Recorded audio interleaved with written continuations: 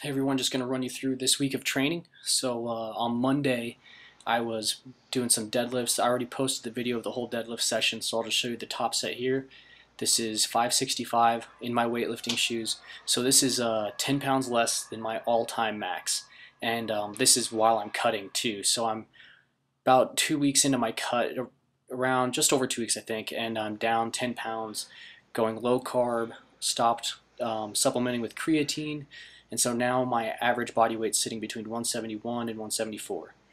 So this is right here 330, and I get that for 2 with okay pauses. You could see that it's kind of like unbalanced and stuff, and that's just my elbows are really beat up, so I'm not able to press evenly because my left elbow is really killing me. And here we get to Wednesday, and I'm squatting. This is my top set of 435. That last bench at 330 was a new 2 rep max all time. This is an all time 2 rep max right here. This 435 felt really good for the 2 rep max attempt. It definitely did a lot of work after that though. I did 315 for 5 reps, 4 sets, and then a bunch of high bar pause squats and a bunch of front squats. So I was sore and broke off from Wednesday because that was way more volume than what I should have done. Then this right here was Thursday. I did military press and I got up to 205 for 2. That's the most I've ever military pressed, and got up for 2 reps. My best before was 200 for 2, so it's a 5-pound PR. Friday, deadlifting again, and unfortunately Friday didn't go as planned, and you'll see why.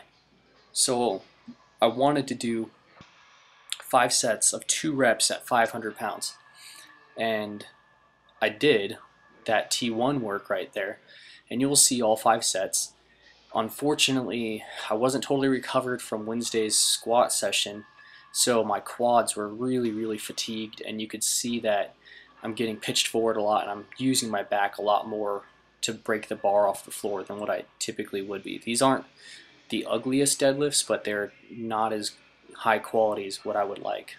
So this is the 3rd set of 2 with 500 pounds. This is a volume PR at this weight, so feeling pretty good about that. This is the 4th set right here. I think this might be the best set that I had. I'm not sure. Yeah, I think it was this set or maybe the next set. I don't know. But I put some baby powder on my thighs because it was pretty humid in there. I was chafing really bad. The bar was getting stuck on my legs. This here's the last set.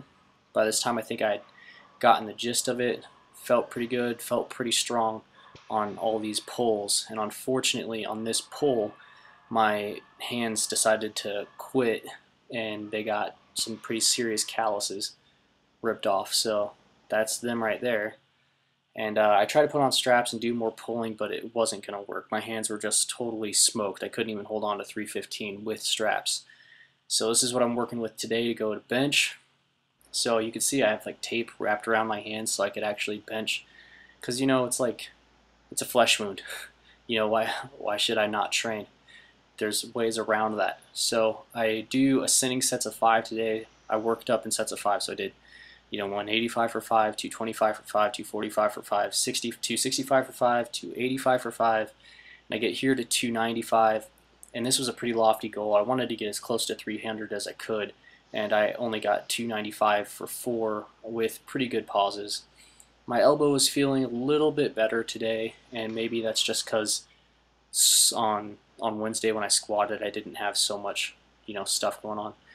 So there you can see that I took the tape off and I just put my wrist straps around my hands so I could do my back off work, and I wanted to do 3 sets of 8 reps at 205. And this is the 3rd set here, and it goes pretty well until I get to the very last rep, and you'll see what I'm talking about when it happens. And this is a good example of knowing the equipment that you're training on and knowing how to safely fail a lift, because that's what happens right here. Gets halfway up, I know where the spotter pins are. You can see I turn my head, I identify where the pins are and if I could actually get the bar onto the pins, and I do. So it's really important that you know the equipment that you're training on, because then you can train safely while also pushing yourself. That's a huge takeaway that not a lot of people really understand. They don't push themselves because they think they're going to get hurt. Well, your chances of getting hurt are going to be lower if you understand and know how to properly employ the equipment that you're training on. So I hope you learned something. Hope you enjoyed the video. Thanks for watching.